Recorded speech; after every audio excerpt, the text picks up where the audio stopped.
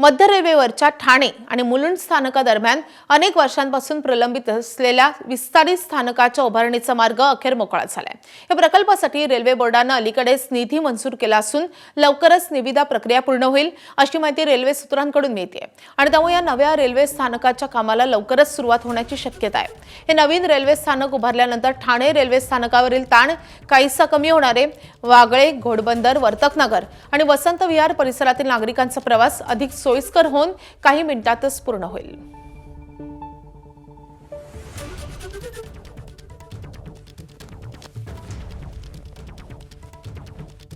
काही रेल्वेचा नवीन स्टेशन करता येणारा जो जवळजवळ 300 करोडच्या पर्यंत जो खर्च येणार आहे तो रेल्वेनी करावा।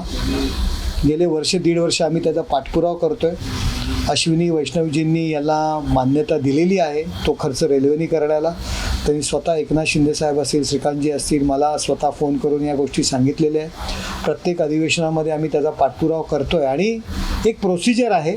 त्यांनी स्वतः तत्वत्या मान्यता देऊन रेल्वे बोर्डाकडे हा विषय पाठवलेला आहे आणि लवकरच रेल्वे बोर्डाच्या मान्यतेचं पत्र ठाणे महानगरपालिकेला येईल आणि त्या कामाला सुरुवात होईल।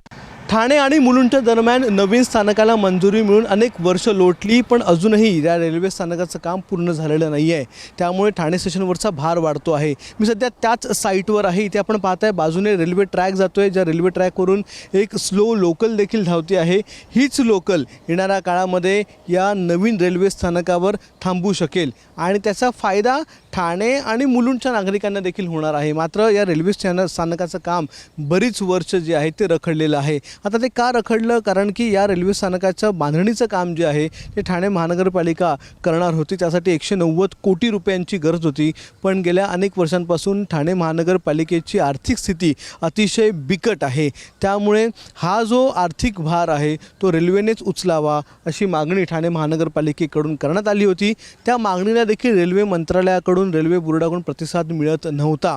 अखेर मागच्या वर्षी खासदार नरेश म्हस्के, उपमुख्यमंत्री एकनाथ शिंदे यांच्या प्रयत्नाने रेल्वे मंत्र्यांना एक विनंती केली गेली आणि हा अधिभार तुम्ही उचला असं सांगण्यात आलं होतं। त्यासाठी एक पत्र देखील देण्यात आलं होतं आणि शेवटी शिवसेनेच्या या मागणीला यश आलेलं आहे आणि आता रेल्वे बोर्डाने या नवीन रेल्वे स्थानकासाठी आर्थिक तरतूद करण्यास मंजुरी दिलेली आहे। त्यानुसार 256 कोटींचा निधी जो आहे तो आता मंजूर करण्यात आलेला आहे। पाहूयात 2029ची नवीन डेडलाईन आहे।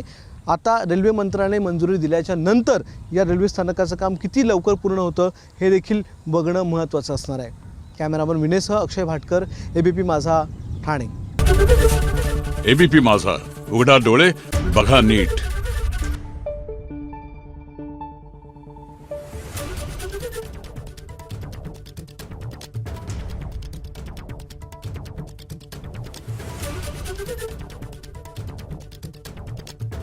Thank you.